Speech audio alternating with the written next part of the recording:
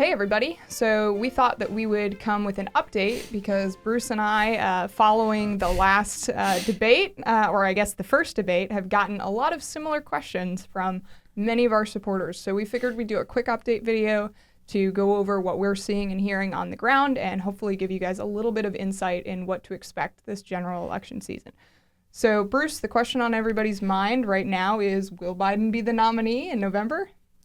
Most likely. My money would be on him being the nominee. I mean, I'm going to go kind of back up to why a little bit with starting with the debate performance. So what we're seeing here, the Democrats collapse in real time. We've watched in real time after that disastrous, most consequential presidential debate, maybe in presidential history, or at least since Nixon JFK in the first televised debate. We've seen in real time, Democrats, half of Democrats and the media radicalized against their own candidate. And that's why we're having this conversation. 6-7 polls are out now. All the major pollsters have entered their post-debate polls. The consensus from the polling tells us that about half of Democrats want Biden to drop out. Well, and this is an interesting factor because leading up to this debate, there was a little bit of discussion about the debate rules. And like Bruce said, this is going to be a pretty unique debate in presidential history. So just to give all of our viewers context, usually the presidential debates in the general election are all organized by a nonpartisan board.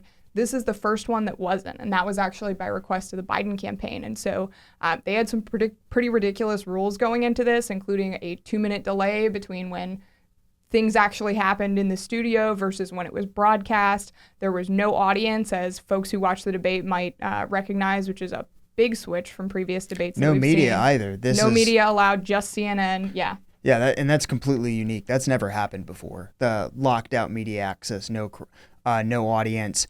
Muted mics, that was another thing. Yep, that was another big thing. And actually, one of the CNN hosts afterwards let it slip that the Biden campaign may have had access to the debate questions beforehand. Yeah, so, they most definitely had all of their answers prepped, all the questions. 2 weeks of just him, his nap time scheduled in. I mean, lots of ice cream breaks. Yeah. No, we say that as a joke, and New York Times actually got the scoop that he had scheduled nap times every day during this debate prep. It did not matter. Yep.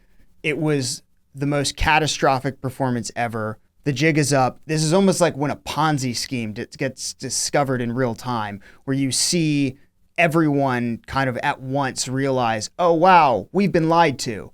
And so that's the reason we're having this conversation. That's the reason there were so many Democrats desperate to get rid of him. The problem is Biden and his team and the oligarchy kind of behind him control the entire DNC. They control all of the delegates. It's complicated, but all the delegates are bound to Biden. Technically, they're supposed to only vote for him. He would have to release his delegates by resigning. And all of these primaries have already happened. So all of these delegates are already selected. They're already registered for the Democratic Convention in Chicago later this summer. So it would be a huge shakeup for everything to change. And Biden releasing delegates as well doesn't guarantee them to whoever he would pick as his successor. If he releases them, they're released. And so that basically lets off a Democrat civil war because we still have the Hillary Clinton faction or the Hillary and Bill faction and the Obama faction kind of duking it out right now between some of their prominent members on both sides. You got Gavin Newsom, who's famously kind of aligned with the Clinton faction. You've got Kamala Harris, which is, come up through the Obama wing, currently the VP. She certainly would be in the running. And you've also got Gretchen Whitmer, who's Michigan's governor, who's been making some signals that she might be a potential contender if kind of this can of worms gets opened up. So the reason I believe that Biden won't be changed out is because the process to do so would so catastrophically damage the Democrats' chances of ever hoping to win the presidency. Because first, Biden gets replaced, full-on civil war. To replace Kamala, who polls consistently behind Biden, they would have to step over the first woman black president, which is just a situation that is untenable in today's Democrat Party. Yeah. And also, one of the things folks have to remember is she came in dead last in Iowa in the Democrat primary last go around. She's not that popular. She was polling at 7%, nationally at that time. She is not a popular figure in the Democratic Party. She's largely astroturfed. And so by picking such a weak VP or successor to Biden, they've almost guaranteed that this process is impossible to replace. Most likely, if Biden were to resign, Kamala would be by default the de facto nominee, and it would be almost impossible to replace her. And the process of doing so would damage the Democratic Party beyond such recognition. They would just be a shell of their organization by the time November rolled around. In fact, I would argue that any replacement strategy would mean the Democrats are worse off with a replacement than they are with Biden. And as it stands right now with Biden, things are grim. Today, the New York Times Siena poll, no friend of Trump or the Republicans, had Biden -8. So Trump +8 and then +6 with likely voters. That's just catastrophic numbers. Those are numbers where every single battleground state is off the map. Trump won by a lot. And every lean blue state is at risk of falling. That's a scenario where the new battlegrounds are the 4 or 5 lean blue states on their map, which Virginia is included in that. Virginia, you've got, actually I've seen some that have New Mexico in that map as a potential, which is, really outside of the probability for a lot of people, but it's heading in the direction. And certainly if there was a major civil war that played out on a national stage for the Democrats, we could realistically be in a situation where a lot of the lean blue states start to be lean red states.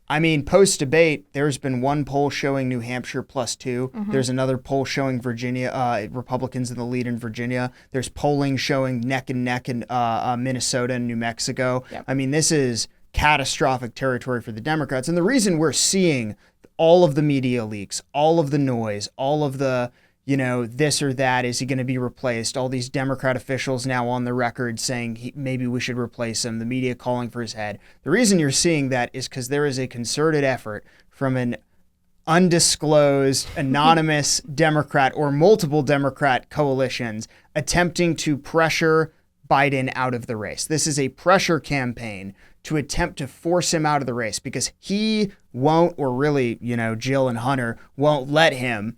So they need to pressure him out of the race. That's what this is. This is a public shaming attempt to try to get him to pull out because nobody holds the cards but Joe Biden and his team. Yep. He kind of has to resign. And none of the people who are eyeing a potential run if he does pull out are willing to be the next man up on the chopping block to actually raise their hand and say, I want to replace him. So what we've seen is this pressure campaign sort of happening through media leaks, both from the campaign, from the White House, from the Democrat Governors Association. There's been some. So sort of all different apparatuses of the Democrat Party have really lost narrative control. And now we're seeing this attempt to undermine Joe Biden as the candidate, as a potential opportunity for other people. But this is really the first time in a long time we've seen them lose narrative control from their own sort of political apparatuses at this level. It's been really decades since this has happened. This is a full-on shadow coup that's happening through the media and through the press.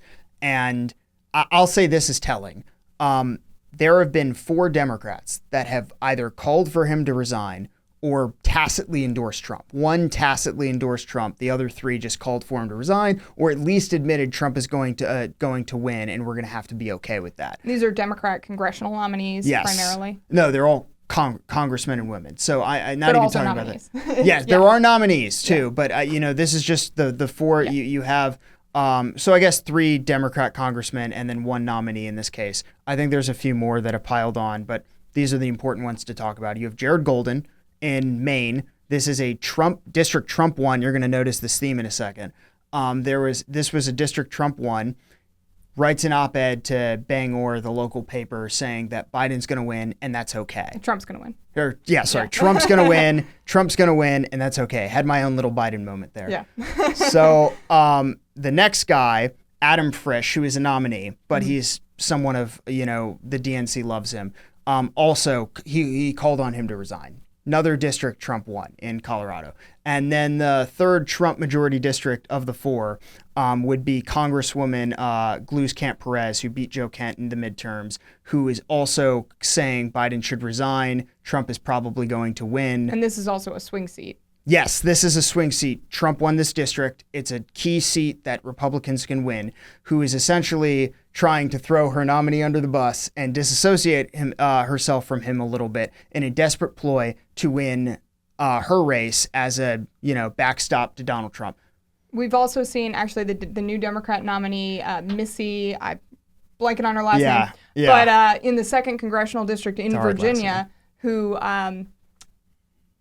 decided not to attend a political campaign event in Virginia Beach for veterans this past weekend with Veterans for Biden. She actually didn't attend because she felt like it would be detrimental to her congressional run. This is the seat that Jen Kiggans won and picked up last cycle. So it's a very swingy district. It leans a little bit Republican. But again, this is another example of a Democrat nominee in one of these competitive districts distancing themselves from the Biden campaign to try to save their own skin effectively. Yeah, no, and you've seen there have been a bunch of key nominees or sitting members of the Senate and Congress who've done this. I mean, Tammy Baldwin, sitting Democrat senator in Wisconsin, key state, who is skipping the Biden event, and it's a huge deal. It's blowing up everywhere. Her own team might have leaked it. Like, this is how desperate a lot of these people are fleeing from Team Biden and trying to get away. Now there's news, just as we were walking in about to film this, that key Democrat super donors are now pulling funding from Biden and they're sending it to these Senate and congressional seats, just kind of on the assumption we're going to lose the presidential. Let's just try and keep the Senate or the House. At least we'll have a backstop to Trump. Yeah. And, the one thing you mentioned Colorado, you mentioned a seat in Colorado. The one thing we haven't talked about yet, which is a really important component of this discussion in terms of whether or not Biden will drop out as a candidate, which Bruce and I don't think he will. And this is kind of the key factor here, is the logistics of that. So there's a lot of talk about kind of the political movements going on, the pressure campaign going on. But the reality of this is when you're running for president, there are deadlines that a campaign has to meet. There's filing deadlines in a variety of states. There's also campaign finance rules that come into play when you're talking about switching out a candidate this late in the game. So Colorado is actually one of the states that I think within the next week has its filing deadline for general election nominees. So if a candidate were going to replace Biden, they would actually have to file in Colorado in about the next week or so. That means collecting all the signatures, filing all the paperwork. That's tens of thousands of signatures. It's a lot to do. So realistically, there's several states. There's about 4 in the next week. So Colorado is one. Georgia is another one. These are very important states. Wisconsin, right? Yeah, I believe Wisconsin's on that list. But Georgia is one of the key states that Democrats would need to be able to be competitive in order for them to be competitive this year. And so, with that filing deadline coming up, you're talking about Ohio is another one. Ohio. There's a lot of these key swing states that it might not actually be feasible for them to file a replacement candidate in fast enough. So that's another thing. Realistically, and those other deadlines all through August, you're going to have about 20-ish state deadlines through the month of August. Realistically, they're not going to hit all of them. It is a huge lift to qualify just for one state, let alone all of them. Obviously, all the infrastructure is in place, and the infrastructure, you can slap a new logo on it for the most part, but it's still a huge lift, and it's unlikely they'll hit all of them, leaving several key states potentially off the ballot. Mm-hmm. Yeah, and so this is something that I haven't seen discussed a lot in the commentary that's been going on around this topic, which is the actual logistical feasibility of switching out a candidate. And so, it seems like we've gotten some leaks from the White House that it's the biggest hill to climb. The Biden family is not doesn't want to step down for their own reasons, but in terms of the Democrats' actual ability to switch out a candidate, it's fairly limited because they've waited too long, effectively. Yeah, no, it's not very feasible. It's obviously still possible. Something crazy happens. The pressure campaign works. They bully him into resigning, or rather his family into resigning for him.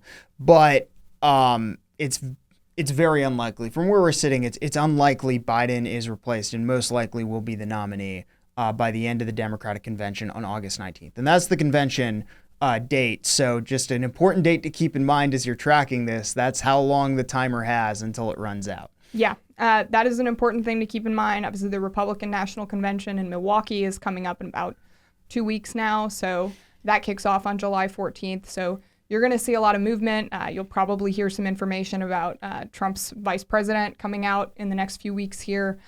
So the race is really going to start to crystallize and be in its final state in the next couple weeks.